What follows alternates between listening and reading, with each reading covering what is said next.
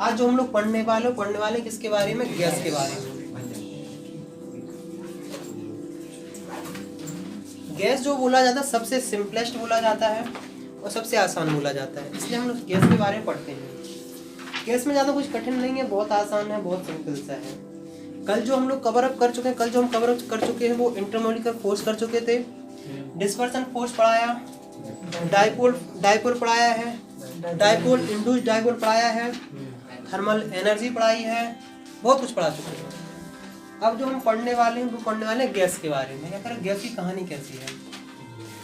Imagine, simple सा ऐसा करो, इमेजिन कैसा करना है। जैसे देखो, ये हवा दिख रही है, ये हवा है, नहीं दिख रही है।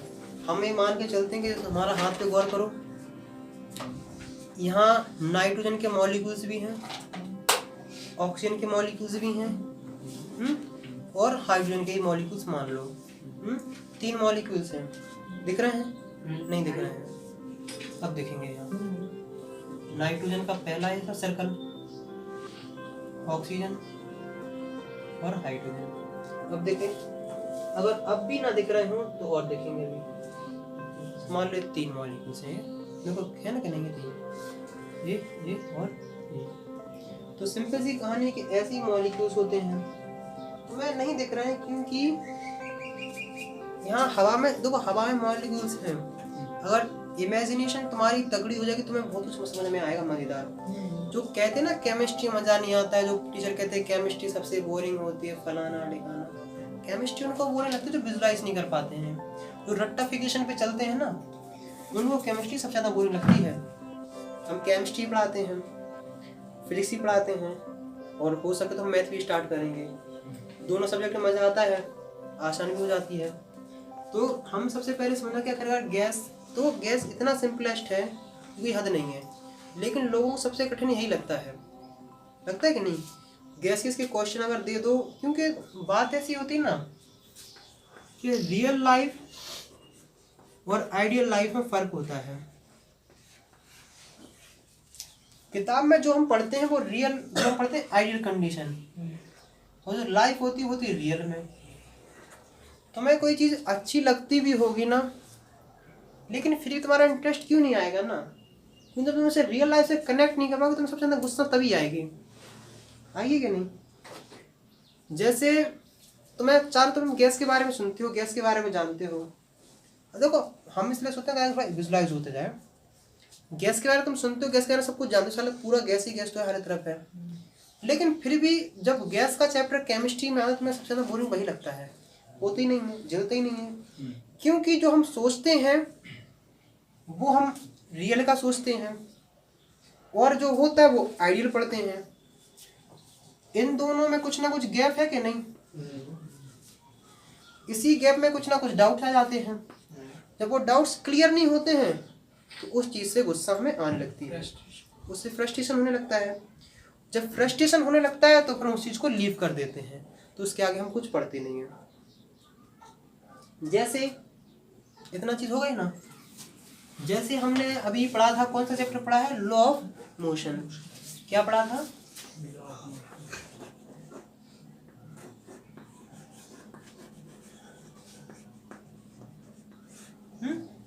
लॉ ऑफ मोशन में हम लोगों ने क्या पढ़े? फोर्स के बारे में पढ़े ना, कि मोशन के जो लॉ होते हैं उन्हीं के बारे में पढ़ा। मतलब फोर्स के बारे में सबसे ज़्यादा पढ़ा है। तो हर चीज़ के पीछे कुछ ना कुछ लॉ है कि नहीं। जैसे कि अपन ने लॉ देख रहे हैं, इसका लॉ देखो, रियल लाइफ में बहुत कुछ होता है, उसी को लाके किताब में कर देना, उसी में कुछ ना कुछ लॉ बना देना, उसी को क्या कहते हैं? लॉ पढ़ने लगते हैं। यार, जन्मों से एप्पल गिरता आ रहा था नीचे, जब न्यूटन ने उसका लॉ बना दिया, फॉर्मूला बना दिया, तब उसको पढ़ने लगे हैं। जो आज लोगों को आत्मा, भूत, ये सब हाइपोथेटिकल लगता है, जिस दिन इसको किसी इक्वेशन, किसी फॉर्मूला में ड्राइव कर दिया जाएगा, उस दिन बच्चे क्वेश्चन सॉल्व करते रहेंगे कि हाँ आत्मा ट्रेवल यहाँ से यहाँ गई है, ये वाला, फिर उसमें डायमेंशन चेंज हो जाएगा, फिर ऐसा चेंज हो जाएगा। नेचर को समझने के लिए तो हमने केमिस्ट्री फिजिक्स बनाई है। आखिरकार ये समझ लो कि जो पूरा नेचर है ना, उसको लेके हमने किताब में बना दी, उसे साइंस बोले हैं। समझ रहे क्या नहीं? तो अब इतना पढ़ लिए हैं। अब देखो गैस है, कोई भी चीज होती है उसका कुछ ना कुछ लॉ होता है कि नहीं। जैसे इंसान है, इंसान का लॉ मतलब उसकी खासियत क्या है, कुछ ना कुछ उसकी है कि जैसे इंसान है तो कुछ ना कुछ वो इंसान है, 2 पैरों पे चलता है, अगर विकलांग ना हो तो बढ़िया सोच सकता है, समझ सकता है, सब कुछ कुछ ना कुछ का नियम है, डिफाइन करके रखा कि नहीं। जैसे कोई बॉडी मूव करती है उसकी भी कुछ इक्वेशन है, ऐसे ही गैस है, उसकी कुछ ना कुछ तो लॉ होने चाहिए कि नहीं। कल से नेल पॉलिश पिलाना लगाइए बैठ के। तो जो गैस है इसके कुछ ना कुछ लॉ होंगे। जैसे देखो अगर गैस के कोई लॉ नहीं होंगे तो हम समझ नहीं पाएंगे। कई लोगों को पता है, जब थ्योरी बताते हैं कई लोगों को बोरिंग लगती है, कई लोग चाहते कि नहीं डायरेक्ट साला क्वेश्चन पे आओ, चिपक के क्वेश्चन करें, पीवी इक्वल टू एनआरटी फलाना ढिकाना, वो हम भी करा सकते हैं लेकिन मज़ा नहीं आता है। पहले कि उस चीज़ को समझो, गैस है, कैसे कुछ ना कुछ तो लॉ होंगे, मतलब गैस किस लॉ पे वर्क करती है, उन्हीं लॉ के बारे में पढ़ना है। जब हम पढ़ लेंगे देखो गैस, जब हम लॉ पढ़ लेंगे तो हम समझ लेंगे कि गैस कैसे बिहेव करती है, उसके फिर हम क्वेश्चन टैकल करने स्टार्ट हो जाएंगे। तो सबसे पहले पढ़ो लॉ, लिखो सबसे पहला लॉ लिखो बॉयल्स लॉ।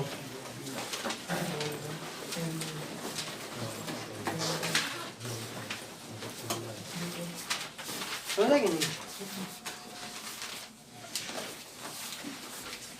देखो सुनो, जो गैस है पीरियोडिक टेबल में देखोगे सिर्फ 11 गैस हैं, समझा कि नहीं। सारी नोबल गैस, एक hydrogen gas, nitrogen oxygen fluorine और क्लोरीन, 1 2 3 4 5 और बाकी सब ये नोबल गैस। समझा ना।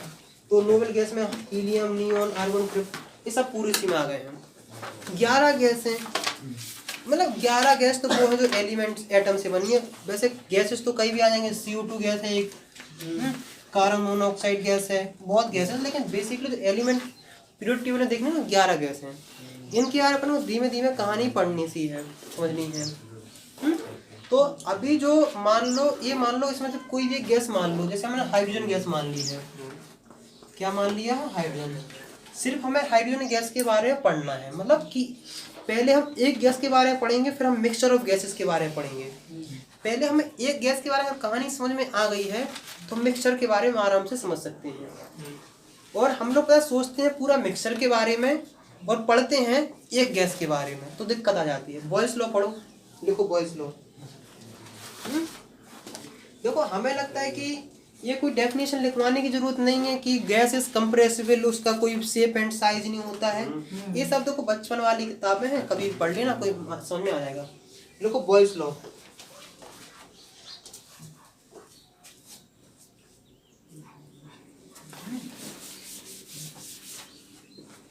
देखो सबसे आज यार ये कलरफुल चौक मिल रहे हैं। देखो सुनो, सबसे पहले हमने गैस डाला है, गैस में हमने गैस लॉ डाला है, और गैस में हमने अब पढ़े हैं वो पढ़े हैं बॉयल्स लॉ।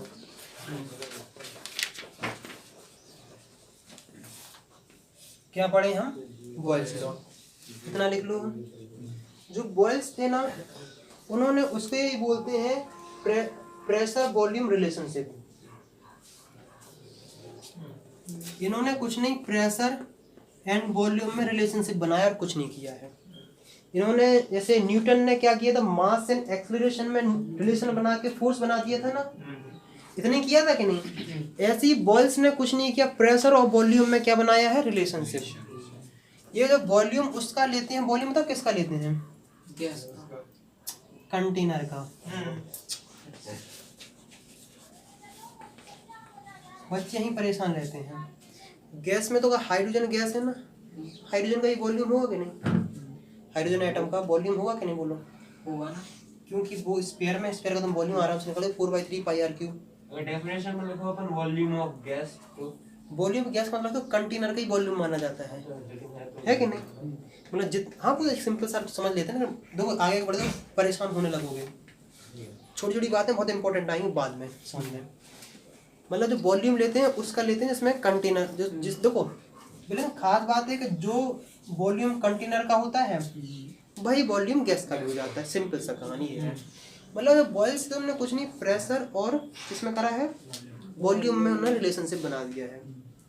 जैसे मान लो एक कोई कंटेनर है,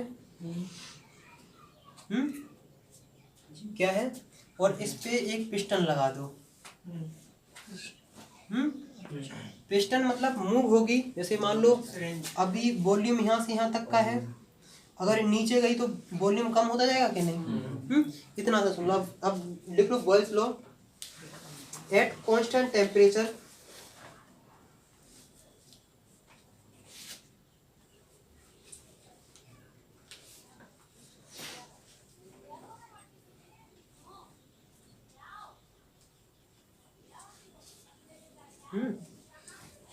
लिखो the pressure of a fixed amount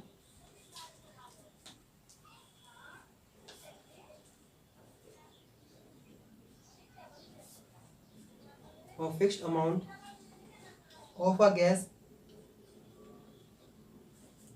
varies inversely with its volume।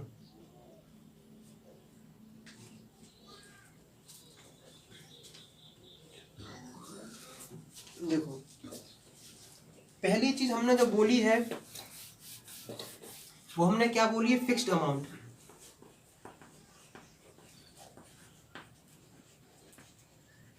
Fixed amount का मतलब ये है कि नंबर ऑफ पार्टिकल्स चेंज नहीं होने चाहिए। क्या होना चाहिए, number of particles. Number of particles या इसी को कई लोग बोलते हैं मोल्स ऑफ गैस, जिसे कई लोग एन से रिप्रेजेंट करते हैं। यही है कि नहीं। मतलब फिक्स्ड अमाउंट मतलब क्या होना चाहिए, फिक्स्ड अमाउंट होने चाहिए और कांस्टेंट होना चाहिए टेम्परेचर।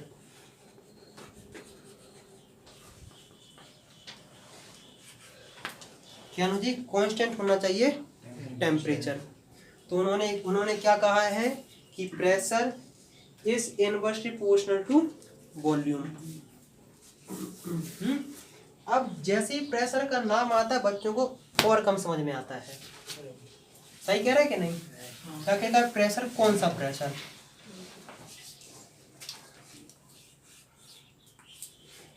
उन्होंने क्या बोला, बोलो pressure is inversely proportional to volume.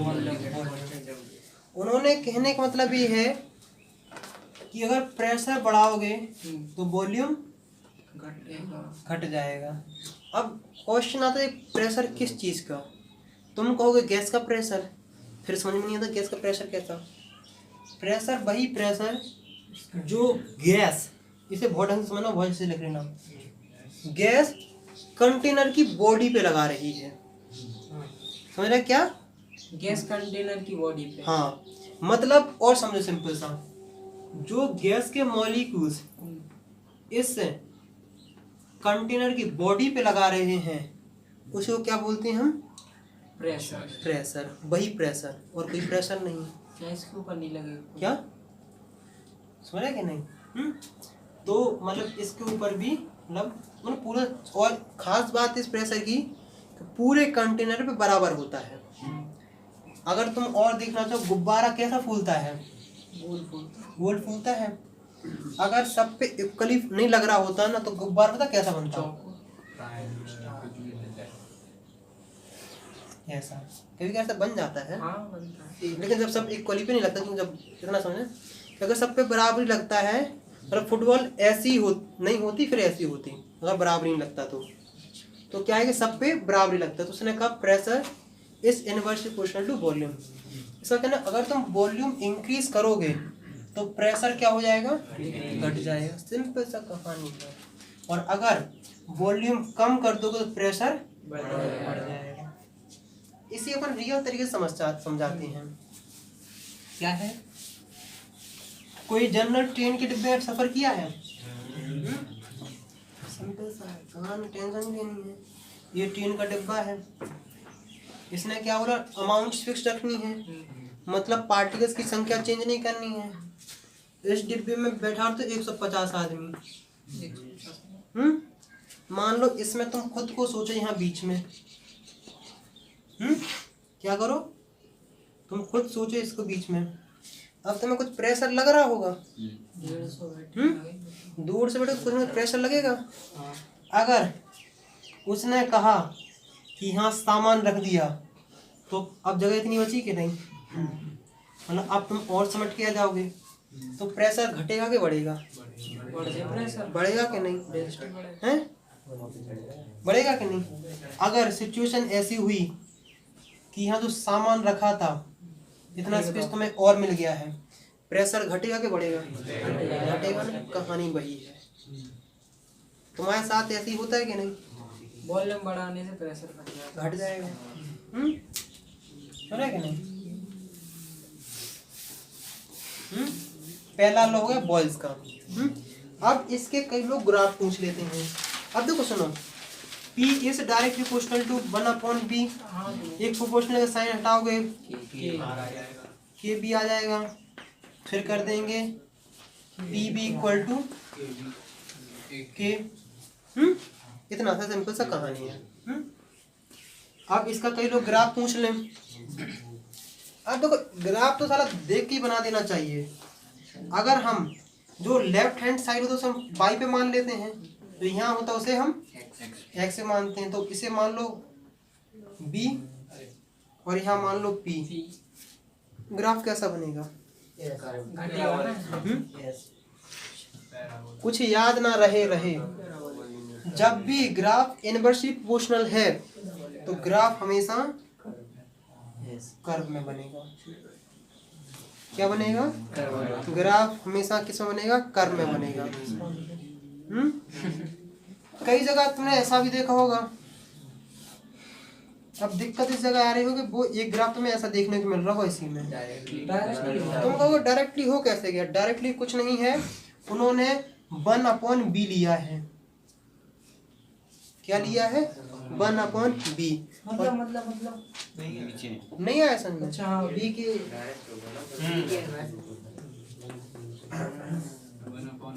हाँ।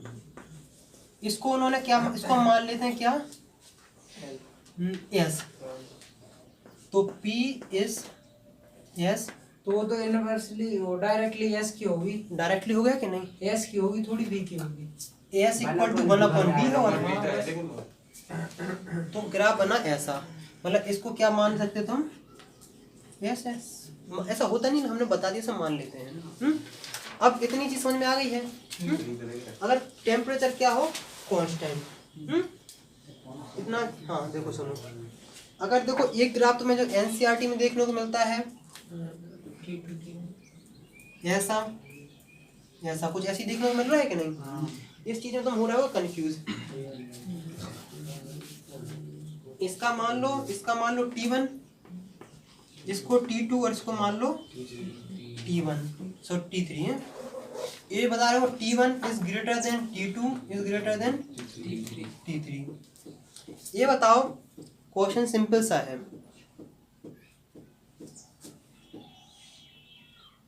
देखो सुनो, मान लो यहाँ है, हमने मान लिया है कोई 10, हमने 7 मान लिया है। बताओ प्रेशर T3 पे ज़्यादा है, T2 पे ज़्यादा है कि T1 पे है? लगाओ दिमाग। प्रेशर T1 पे ज़्यादा। तुम बोलो। T3 पे। वोटिंग होनी स्टार्ट। हम T1 और T3 में पूछना है, T2 का तो अपने आप निकल आएगा है? देखो T3 पे कितने लोग एग्री करते हैं? हाथ खड़ा करो। और जो दोनों में खड़ा नहीं किया वो बीच का खड़ा करो। T3 में कौन है? T3 का करो पहले। और T1 के बोलो। मेजॉरिटी देख के कभी नहीं घबराना। चलो कोई बात नहीं है। देखो सुनो, इतने पे हैं, सिंपल सी है। इसका नाम 0 मान लो, यहाँ मान लेते सोता नहीं है। ये 1 मानो, यहाँ 2 मानो, यहाँ 3 मानो, यहाँ 4 मानो। इसका तुम पॉइंट बनाओ, बताओ कितना होगा? बोलो। 1.7। अरे 7,1 होता है, पहले x आता है फिर आता है y। इसका बोलो। 7,3 7,3। 3 ज़्यादा है कि 1 ज़्यादा है? 3 ज़्यादा है कि नहीं? तो इसका मतलब ये है कि जब वॉल्यूम 3 होगा, सॉरी जब वॉल्यूम 7 होगा तो कितना होगा? 3। अब रियल लाइफ में समझो, अगर सब कुछ सही रहा और टेम्परेचर बढ़ा दो तो टायर फट जाता है। गैस वही भरी रहो, जितनी गैस भरी है उतनी गैस भरे रहो, जितना देखो सब कुछ रहेगा कि नहीं, लेकिन टायर फिर भी फट जाएगा। वॉल्यूम सब कुछ वही रहता है, सब कुछ गैस भी वही रहती है, लेकिन जैसे टेम्परेचर इंक्रीज करते हैं तो क्या हो जाता है? प्रेशर बढ़ जाता है। उसके लिए हम अगला लॉ पढ़ेंगे। इतनी चीज पढ़ ली है कि नहीं जी? इस ग्राफ को, इन सब ग्राफों को बोलते हैं क्या? आइसोथर्म। अरे सुनो, देखो इसका मतलब है पी एंड बी के जो ग्राफ बनता है उसे को हम आइसोथर्म बोलते हैं। इसका मतलब जो अभी हमने ऐसा ग्राफ बनाया था कि नहीं, ऐसा इसी ग्राफ को आइसोथर्म बोलते हैं। चिंता रटने की तो बात ही नहीं है। रटते कौन है? गधे हैं, और रटाते सुपर गधे हैं। आइसोथर्म। बॉयल्स लॉ में क्या कांस्टेंट है? टेम्परेचर। आइसो मतलब होता है सेम, और थर्म मतलब होता है गर्म, और गर्म आता है टेम्परेचर से, मतलब सेम टेम्परेचर पे जो होता है उसे हम आइसोथर्म बोलते हैं। यहाँ से बात क्लियर? कोई दिक्कत, कोई समस्या? इसके तुम हजारों क्वेश्चन लगाते रहो, एक पूरी किताब लिख दोगे तब भी तुम करते रहोगे। इसका क्वेश्चन एनसीईआरटी से कर लेना, कोई दिक्कत नहीं, कोई समस्या नहीं, बिल्कुल बात क्लियर हो जाएगी। यहाँ तक बात क्लियर हुई? कोई डाउट्स? समझ में आया वॉल्यूम किस चीज का होता है? समझ में तुम्हें ये भी आया प्रेशर किसका होता है? कोई क्वेश्चन? और तुम्हें समझ में आ गया आइसोथर्म क्या होता है? बोलो जी करो। ये इसके एग्जांपल लगाते हैं। लगाते तो आसान है अब तो। नहीं, एग्जांपल अलग से क्वेश्चन भी लगाए। अरे अब तो धीमे धीमे प्रोसीड करते जाना है। देखो सुनो, अब मैं तुम्हें एक क्वेश्चन करा देता हूँ इसी पे। एनसीईआरटी का क्वेश्चन है। उन्होंने कहा है oxygen a balloon is filled with hydrogen at room temperature if it will burst if pressure exceed 0.2 bar if at 1 bar pressure the। देखो सुनो, उन्होंने कहा है कि देखो सुनो, इतना देखो ठीक। एनसीईआरटी नहीं लिए हो आज? एबीसी में भी है। देखो अब जो हम क्वेश्चन कराने वाले हैं, सुनो एनसीईआरटी का है। उसने कहा कोई बैलून है, वो हाइड्रोजन गैस से फिल्ड है। बस हाइड्रोजन गैस से फिल्ड किया है, इससे हाइड्रोजन से कोई मतलब नहीं है। अभी पहली बात, इससे कोई मतलब नहीं है। उसने कहा इसका वॉल्यूम कितना है? V1 बोलो। 2.27 है। 22 कहाँ है? लीटर। P1 की वैल्यू बोलो। 1 bar। पहली बात है प्रेशर है, प्रेशर की यूनिट होती है बार, उससे वो टेंशन नहीं लेनी है। लीटर वॉल्यूम की यूनिट होती है, उससे भी टेंशन नहीं लेनी है। P2 की वैल्यू बोलो। 0.2 बार। कोई कन्वर्जन नहीं करना, और B2 की हमें वैल्यू निकालनी है। समझ रहे कि नहीं? मतलब B2 की वैल्यू वो निकालनी है जब ये गैस क्या, जब कोई बैलून फट जाएगा। अगर कोई एनसीईआरटी लिए हो तो देख लेना, प्रॉब्लम नंबर है 5.1। कितनी है? प्रॉब्लम है 5.1। इतने तुम्हें देखने को मिल जाएगा। कई किताबों में मिल जाएगा, आईसीएससी के भी मिल जाता है, सब जगह मिल जाएगा। एनसीईआरटी को ज़्यादा फॉलो करते हैं लोग, किसमें? केमिस्ट्री में। इसने क्या कहा है कि रूम टेम्परेचर है। क्या है? रूम टेम्परेचर है। इसका मतलब है टेम्परेचर तो क्या है? कांस्टेंट। तुम जानते हो कि B is direct inversely proportional to P। ये बात भी सही है और ये बात भी सही है। इसमें हम वॉल्यूम को चेंज करते हैं, इसमें हम प्रेशर को चेंज करते हैं। तुम प्रेशर घटाओगे बढ़ाओगे तो भी वो चेंजेस ही होते हैं। इतनी चीज समझ गए हैं? तो इसका मतलब ये है कि B is direct proportional to B। इसे हटाओगे तो इतना आ जाएगा। समझ रहे कि नहीं? पहली कहानी। यहाँ P1 है, K B1 है। अब बेहतरीन तरीके से इसलिए समझ में आएगा, जो K है ये तब चेंज होगा जब कंडीशन चेंज करोगे। कंडीशन चेंज मतलब है कि सराउंडिंग कंडीशन तुम चेंज करोगे, तब K की वैल्यू तब चेंज होगी तब टेम्परेचर चेंज करोगे। टेम्परेचर चेंज करोगे तब चेंज होगी, और जब तुम नंबर ऑफ पार्टिकल्स या मोल्स ऑफ उसके चेंज करोगे तब चेंज होगी। अगर एक K की वैल्यू अगर ये दोनों चेंज नहीं कर रहे हो तो K की वैल्यू चेंज नहीं होगी। पहली ये कंडीशन है, तुम K की वैल्यू क्या आई है, K की वैल्यू आएगी P1 B1। दूसरी कंडीशन में P2 K upon B2। K की वैल्यू कितनी है, P2 B2।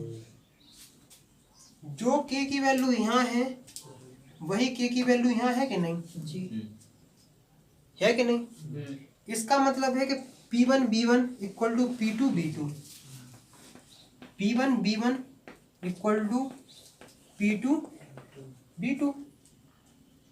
P1 की वैल्यू 1, B1 की वैल्यू 2.7 2.27, P2 की वैल्यू 0.2 और B2 की वैल्यू तो मैंने निकाल ली है, B2 की वैल्यू निकाल लेना। 2.27 अपॉन 0.2 सॉल्व करोगे तो आया 11.35 आ रहा होगा, 35 लीटर। इसका मतलब ये है कि 11.35 पे बैलून सेफ है। कितना है, बैलून सेफ है। जैसे तुम इससे कम वॉल्यूम करोगे वैसे गुब्बारा फट जाएगा। काम करेंगे वॉल्यूम की बोल रहे हैं, प्रेशर नहीं कर रहे हैं। अगर इससे कम तुम वॉल्यूम करोगे तो ये गुब्बारा फट जाएगा। या फिर पहली कंडीशन है कि 11.35 लीटर से तुम अगर वॉल्यूम कम करोगे तो गुब्बारा फट जाएगा। और दूसरी चीज़ है, अगर 0.2 बार से तुम क्या करो, प्रेशर ज़्यादा करो और वॉल्यूम रहना चाहिए इतना, तब भी गुब्बारा फट जाएगा। लेकिन 0.2 बार तुमने कांस्टेंट रखा है, नहीं कितना हो नहीं रहा है। इसका मतलब अगर 11.35 से अगर क्या कम हुआ, वॉल्यूम कम हुआ तो गुब्बारा फट जाएगा। कभी कभार वॉल्यूम कम करने से भी गुब्बारा फट जाता है। कैसे, कुछ लेना उसे एकदम से दबा देना। जो तुम बाउंड्री है आउटसाइड से लगाओगे, तुम ऐसे दबाओगे ना तो उसका वॉल्यूम कम होने को स्टार्ट होगा तो प्रेशर बढ़ने को स्टार्ट हो जाएगा। सही कह रहा है कि नहीं। इतनी चीज हो गई है क्लियर। बच्चों के चेहरे पे मुस्कुराहट ज्यादा आ रही है।